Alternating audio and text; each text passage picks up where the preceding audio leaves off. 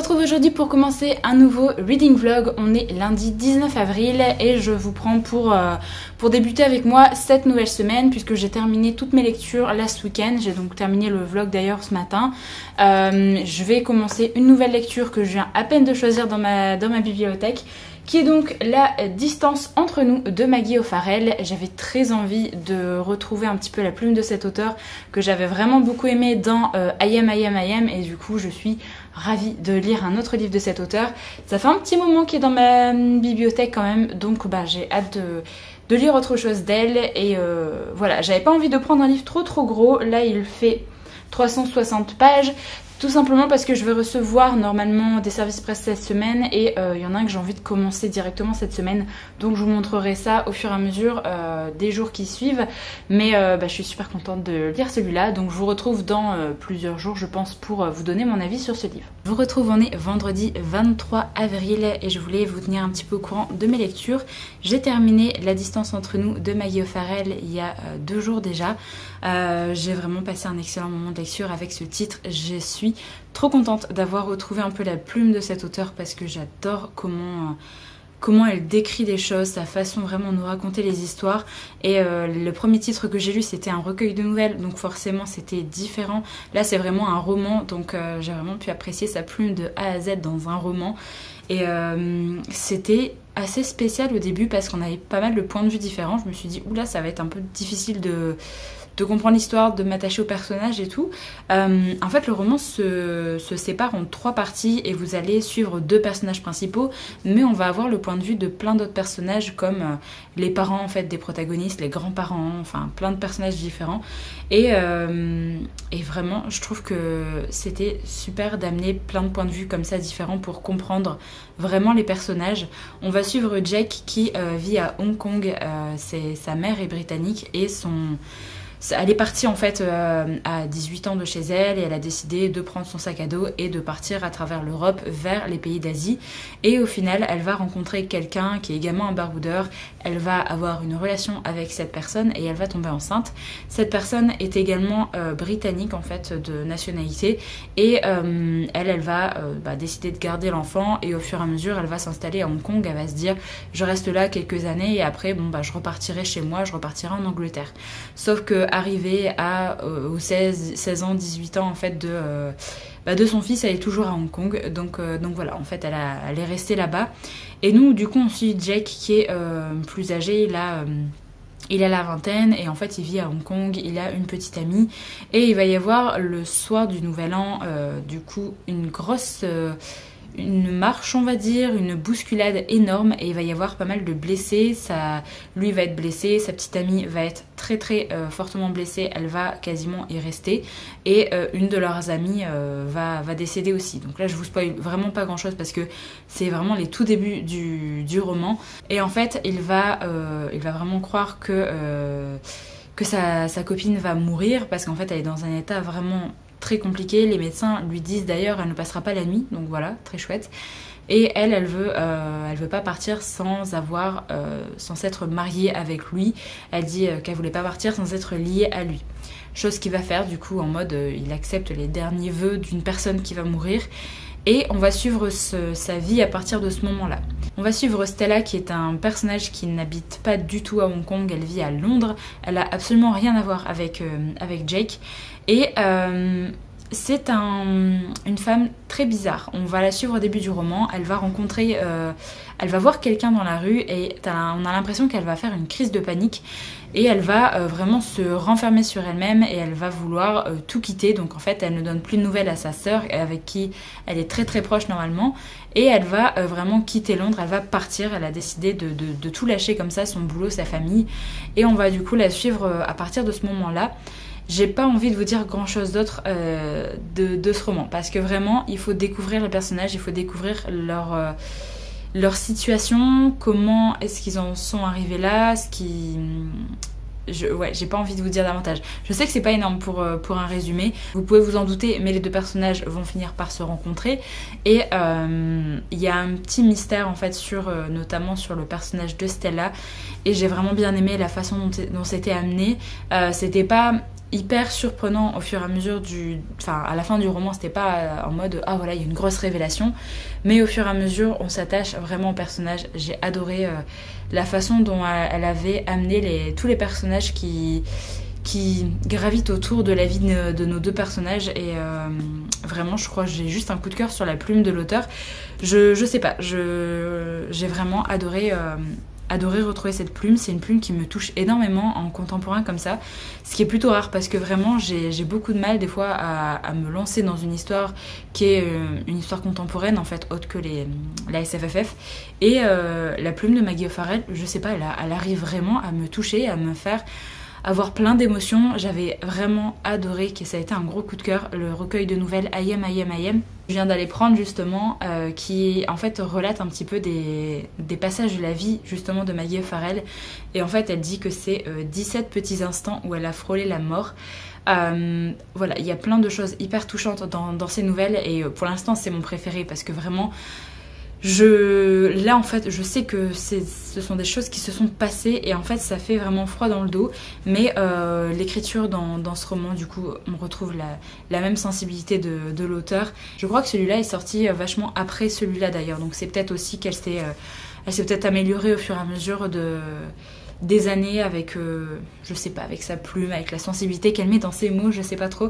Mais vraiment, c'est une auteure que je continuerai à lire avec plaisir parce que j'adore vraiment découvrir tout ce qu'elle peut faire.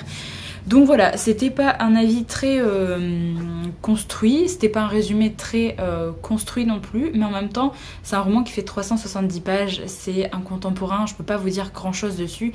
C'est pas comme un premier tome de saga de fantasy où je peux vous donner les bases un petit peu je sais pas de quel genre de magie il y a, quel genre de world building il y a dans le premier tome. Là je peux pas.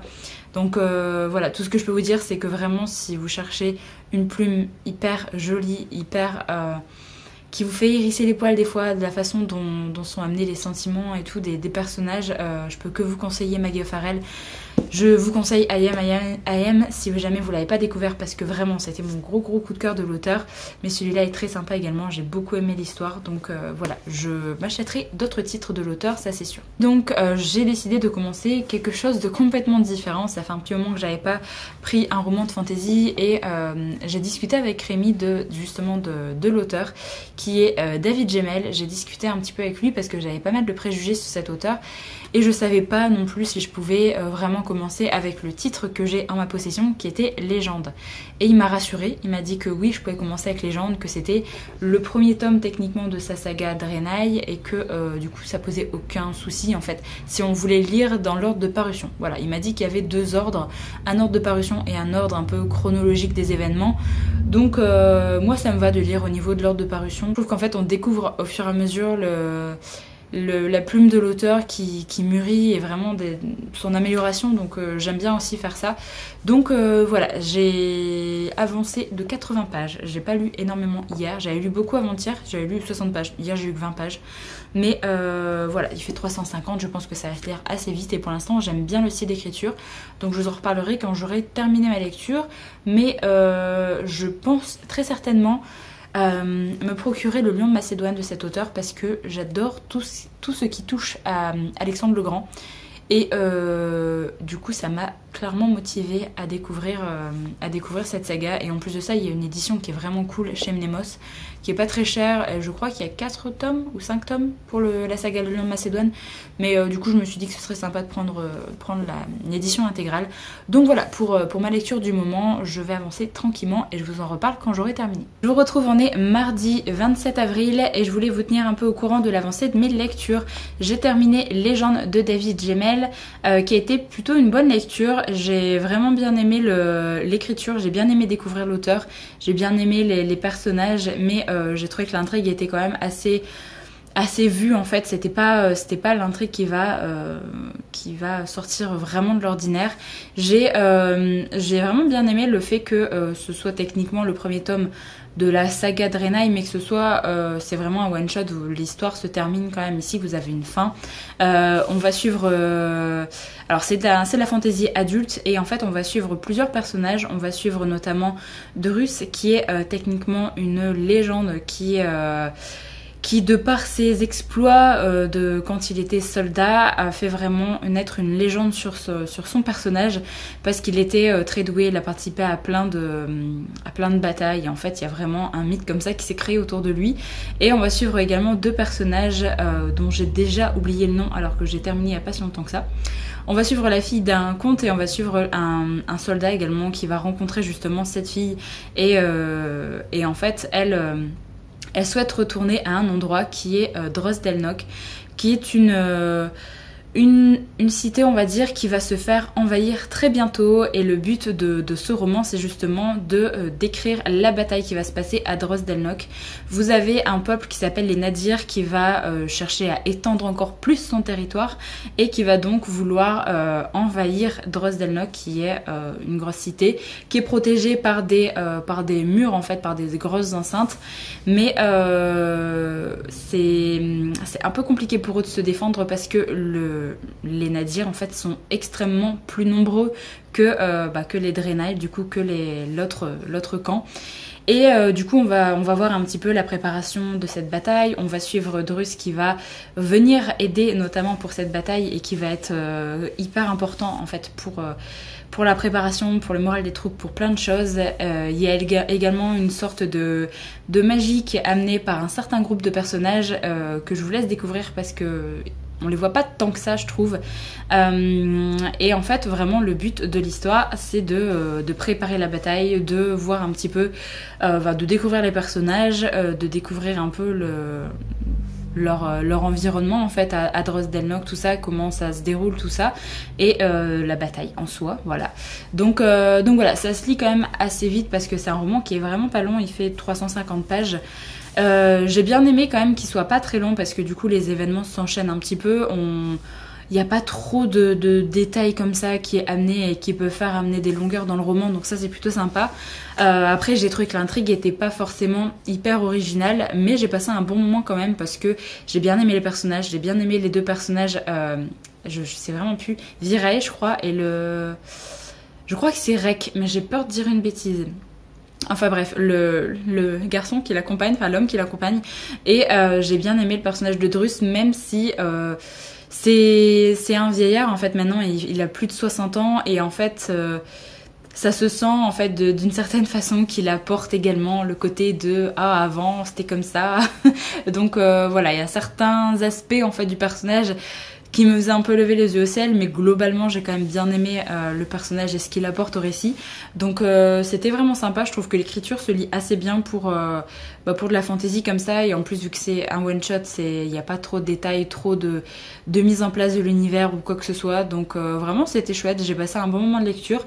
Je pense que je lirai, comme je vous l'ai dit la dernière fois, je pense que j'irai plus vers le Lion Macédoine pour mon prochain David Gemmell, et que j'attendrai un petit peu avant de continuer dans l'ordre chronologique pour lire sa saga Draenei, parce que du coup voilà, j'ai envie depuis que j'ai vu en fait qu'il y avait une saga sur Alexandre le Grand et tout le contexte d'Alexandre le Grand, je sais pas, ça m'attire vachement parce que j'aime bien ce personnage, donc j'ai hâte de voir ce que David Gemmell a pu proposer en fantasy avec ce personnage. Et ensuite j'ai commencé deux autres romans. J'ai commencé Earth End, le premier tome, Vision de feu de Gillian Anderson et Jeff Rovin, je ne sais pas trop, publié chez J'ai lu, qui est techniquement un livre de science-fiction. Pour l'instant, je n'ai pas encore le côté SF, je ne l'ai pas encore terminé. En fait, on va suivre Caitlin O'Hara, qui est psychologue et en fait qui va être appelée par un ami qu'elle connaît, qui travaille pour l'ambassadeur d'Inde aux États-Unis. Et en fait, quand elle va arriver chez lui, elle va s'apercevoir que la fille de l'ambassadeur a eu vraiment un gros souci. Le matin, en fait, l'ambassadeur a été pris pour cible d'une fusillade. Il a rien eu en fait, il a été sauvé, donc ça va. Mais sa fille est retournée en classe juste après, et en fait quand elle était 1 heure ou 2 heures après ce qui s'est passé, elle a commencé à parler, à être un peu énervée et à vouloir se faire du mal. Elle a notamment griffé vraiment tous ses avant-bras et jusqu'à se faire saigner quoi. Donc en fait elle a été amenée chez elle, sauf que l'ambassadeur ne veut pas vraiment ébruiter ce qui s'est passé parce que c'est une situation politique qui est très tendue et du coup il ne veut pas l'amener à l'hôpital ou quoi que ce soit. Donc là en fait elle est chez elle au repos et il demande du coup à Caitlyn de voir un petit peu ce qui va pas parce que vraiment il se dit peut-être qu'elle a eu un stress post-traumatique suite à la fusillade qu'a eu son père le matin, enfin qu'a subi son père le matin. Donc en fait il pense juste que voilà elle a juste déconné un petit peu avec le stress tout ça et que après ça va aller mieux. Sauf qu'en fait elle refait pas mal de crises comme ça et que en fait il trouve pas vraiment de solution. De plus, elle commence à parler une langue inconnue, vraiment inconnue de tout le monde. Il y a même un traducteur en fait qui travaille au niveau de l'ambassade et qui est justement l'ami qui a appelé Caitlyn et qui dit qu'il ne reconnaît absolument pas cette langue. Il y a alors je m'y connais absolument pas, mais il y a des petits passages de mots en fait, vraiment des petites syllabes qui peuvent être rapprochées à d'autres langues, mais vraiment cette langue est vraiment inconnue. Donc il se demande si elle essaye de parler et qu'en fait elle n'arrive pas à bien articuler et que du coup elle a un problème vraiment au niveau mental. Peut-être qu'elle a reçu un coup ou en fait Caitlyn elle veut lui faire passer un IRM sauf qu'en fait ils ne veulent pas la faire aller à l'hôpital. Enfin voilà, c'est vraiment très compliqué. Donc elle essaye vraiment de faire de son mieux et elle va arriver à calmer un peu la jeune fille grâce à l'hypnose. Et au fur et à mesure, on va découvrir dans l'histoire que plusieurs personnes, plusieurs ados ont eu des crises un peu similaires où en fait du jour au lendemain et même d'une heure à une autre, ils ont commencé à crier, à vraiment être déconnectés de la réalité et à commencer à se faire du mal. Donc vraiment dans le monde entier il y a eu des personnes comme ça. Donc on va essayer de comprendre en fait ce qui s'est passé.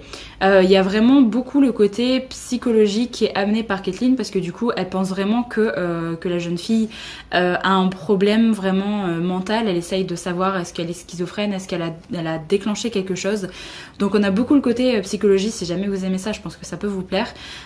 Pour l'instant j'ai pas le côté SF qui est amené, donc j'attends de voir la fin de l'histoire parce que là je suis à un peu plus de la moitié et c'est intéressant, j'aime bien, ça se lit vraiment tout seul, mais j'attends de voir du coup la fin pour peut-être avoir le twist SF qui va arriver, ce que j'espère quand même. Donc voilà, pour l'instant ça se lit bien. Je suis contente de l'avoir sorti de ma pile à lire parce que vraiment j'avais un peu peur du style d'écriture, mais au final voilà, c'est vraiment hyper fluide et c'est vraiment intéressant.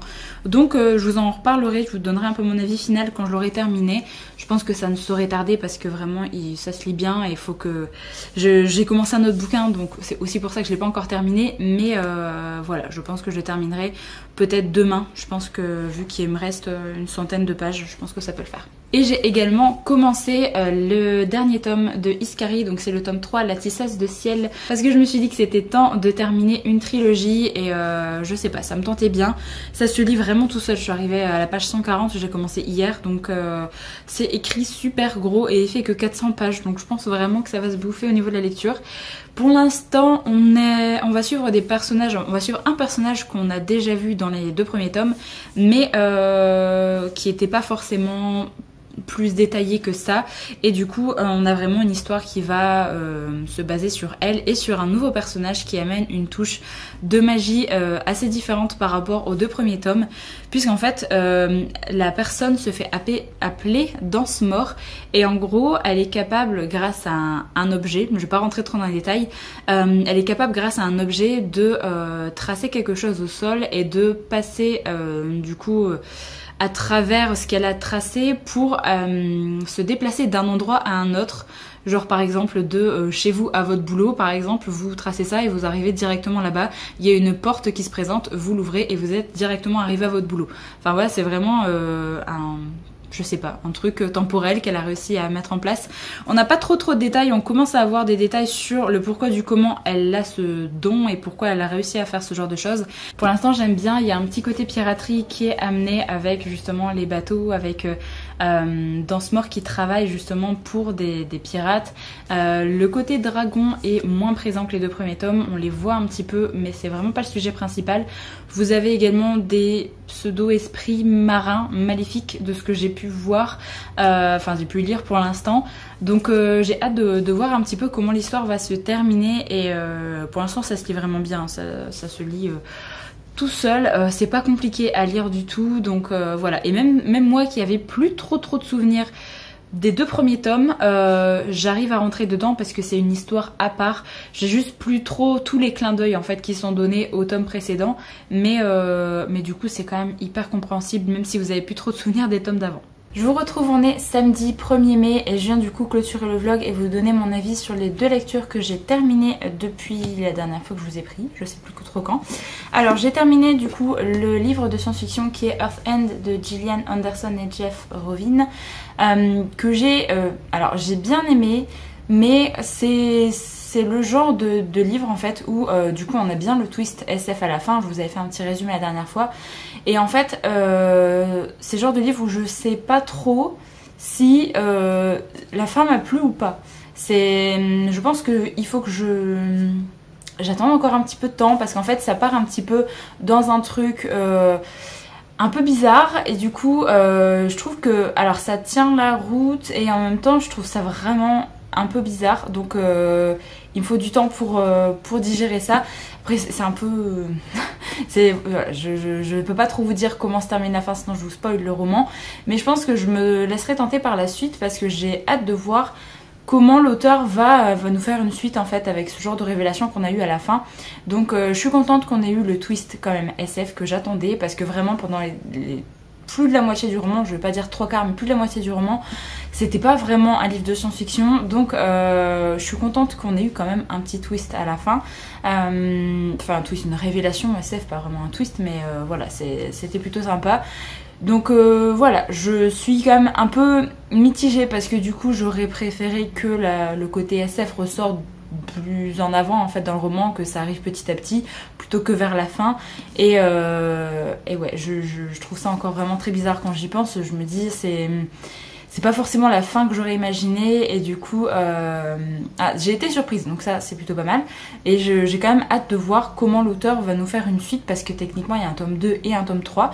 Donc voilà, c'était une lecture moyenne on va dire, qui se lisait bien, l'écriture était sympa, mais c'est pas le roman de science-fiction que je vous recommande les yeux fermés, ça c'est sûr. Et ensuite j'ai terminé le 3e tome de la saga Iskari. Alors pareil, je vous avais fait un petit résumé, je vous avais dit un petit peu de quoi on allait parler dans ce tome 3 la dernière fois. Je peux pas vous en dire davantage parce que vous en doutez, c'est le dernier tome d'une trilogie et que je peux pas dire beaucoup de choses, même si on est sur des nouveaux personnages. J'ai pas été extrêmement convaincue par le roman. Je trouve que l'intrigue était pas forcément folle, ça se lisait bien, l'écriture est sympa, mais en fait je trouve qu'on balaye plein de petits sujets différents et qu'en fait c'est pas approfondi, donc je sais pas, ça fait peut-être un petit moment que j'ai pas lu de fantasy young adulte et du coup j'ai l'impression que qu'on reste en surface de plein de choses, et là je trouve que le roman a été trop vite en fait. Enfin, il fait 400 pages et c'est 415 pages, c'est vraiment super rapide en fait.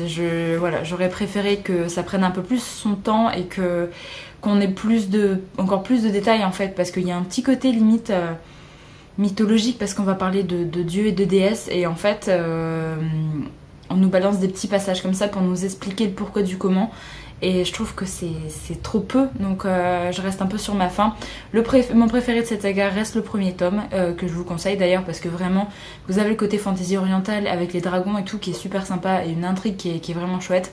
Là je trouve qu'on n'a plus vraiment le côté fantasy orientale, donc j'étais vraiment déçue parce que c'est quelque chose que je voulais lire. Enfin, on voit la couverture comme ça, pour moi ça me vend quand même un peu de fantasy orientale, donc voilà, on reste dans les mêmes pays, on reste dans le même univers, mais je trouve qu'on se base vraiment sur d'autres choses, et je sais pas, je trouve que ça aurait pu être limite un tome vraiment d'une autre saga en fait, que vraiment la suite d'Iskari, donc voilà, je l'ai lu, je suis contente, j'ai terminé une trilogie, mais vraiment c'était pas fou quoi. Donc voilà pour mes dernières lectures. Je pense que je vais clôturer le vlog ici, comme ça je vous le poste pour demain, pour dimanche 2 mai normalement. Et du coup je ouvrirai un nouveau vlog pour vous tenir un peu au courant des lectures que je vais faire durant le mois de la fantasy. Donc je vais commencer avec de la science-fiction d'ailleurs pour le mois de la fantasy, parce que c'est un livre que je suis en train de lire et je pense que ma prochaine lecture sera également de la SF. Donc voilà, je vais bien commencer le mois de la fantasy. Donc voilà, j'espère que le vlog vous a plu. N'hésitez pas à me donner votre avis si jamais vous avez lu un des livres que j'ai présenté. Et sur ce, moi je vous retrouve très bientôt pour une prochaine vidéo. Donc en attendant, prenez soin de vous.